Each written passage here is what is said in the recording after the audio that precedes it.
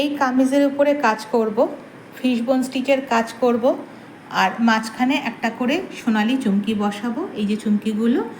আর অ্যাঙ্কারের সুতো একটু মেরুন ঘষা খয়েরি টাইপের সুতো আছে, কারণ কামিজটার হাতে একটু কাজ আছে, গলায় একটু কাজ আছে, সুতরাং এই কাজের সাথে এই কাপড়টার সাথে রং মিলিয়ে, এই সুতোটার রং মিলিয়ে কাছাকাছি এসছে, এই সুতোটা দিয়ে আমি এই কাজটা শুরু করব। দেখো, ব্যবহার করব চুমকি, আর স্টিচের মধ্যে থাকবে ফিশবোন স্টিচ। খুবই ছোটোখাটো একটা কাজ, কাজটা তবে শুরু করে দিই।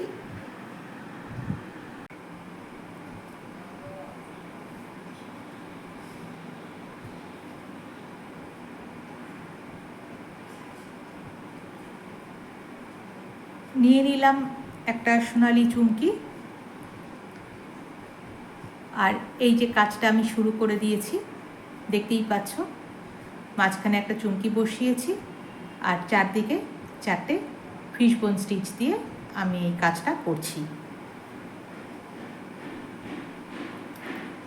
কামিজের কাজ আমি কাজটা শেষ করে নেওয়ার পরেও তোমাদেরকে দেখিয়ে নেব কাজটা কেমন হলো।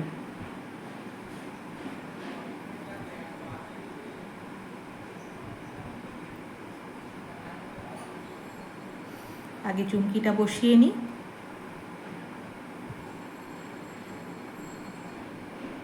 অ্যাঙ্কারের সুতো 3 পলতা ব্যবহার করেছি, 7 নম্বর ছুঁচ ব্যবহার করেছি। কামিজের গায়েতে সামনের দিকে একটু ঘন ঘন করে এই মোটিভটা তৈরি করে নিচ্ছি।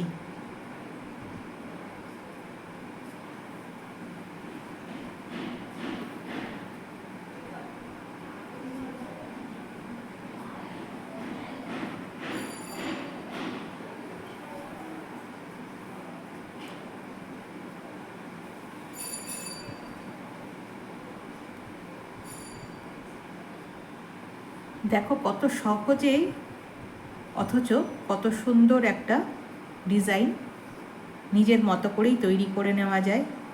এর জন্য যে সাংঘাতিক কিছু সেলাই শিখতে লাগে, সেলাই জানতে লাগে, তার কোনো ব্যাপার নেই। একটু ছুতো আমরা সকলেই মোটামুটি ধরতে জানি, অন্তত জামা প্যান্টে বোতাম বসাতে গেলে তো একটু ছুতো ধরতেই হয়। তো সেইটুকু ছুতো ধরতে পারলেও কিন্তু নিজের ড্রেস মেটেরিয়ালকে নিজেই সুন্দর করে নেওয়া যায়।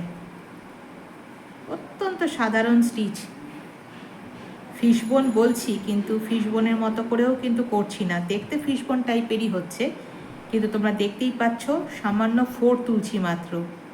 ফিশবোন যে প্যাটার্নে করে সে প্যাটার্নে কিন্তু করছি না, অথচ ফিশবোনের মতোই দেখতে লাগছে। সামান্য 3টে স্টিচ, যদি একদম পাতি ভাষায় বলি 3টে লং স্টিচের মতো করে করতেই হচ্ছে, করে নিয়ে একটা ফিশবোনের আকৃতি পেয়ে যাচ্ছে জিনিসটা। আর তাতেই কিন্তু অত্যন্ত সহজ সাধারণ স্টিচের মাধ্যমে একটা মেটেরিয়ালকে কতটা সুন্দর করে নেওয়া যায় সেটাও তোমাদেরকে আমি এই কামিজটা শেষ করে নিয়েও দেখাবো। যদিও শেষই হয়ে এসছে, আর গোটা 12-13 এরকম ফুল আছে। একটু চোখের মেজারমেন্ট করে পয়েন্ট করে নেবে পেন্সিল দিয়ে, যেমন দেখো এখানে একটা করে পয়েন্ট করে নেওয়া আছে পেন্সিল দিয়ে দিয়ে। এরকম পয়েন্ট করে নিলেই কিন্তু সুন্দর করে সাজিয়ে নিতে পারবে। দেখো, একটা 4 পাপড়ির সুন্দর একটা চুমকি বসিয়ে একটা মোটিভ তৈরি হয়ে গেল। এইভাবেতেই পুরো কামিজটা শেষ করে আসবো, এসে তোমাদেরকে দেখাবো কেমন হচ্ছে জিনিসটা দেখতে।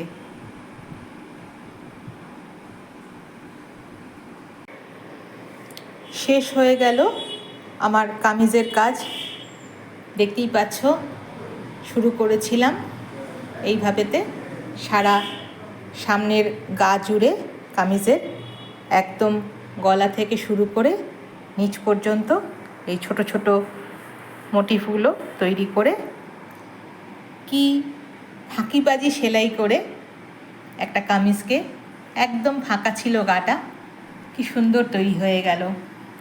এইভাবেতেই ছোট ছোট কাজ করে যে কোনো মেটেরিয়ালকে সুন্দর করে তোলা যায়।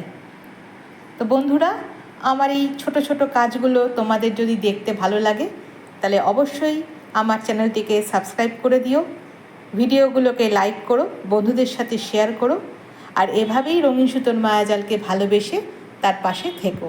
দেখা হচ্ছে আগামী পর্বে নতুন কোনো কাজ নিয়ে। টাটা।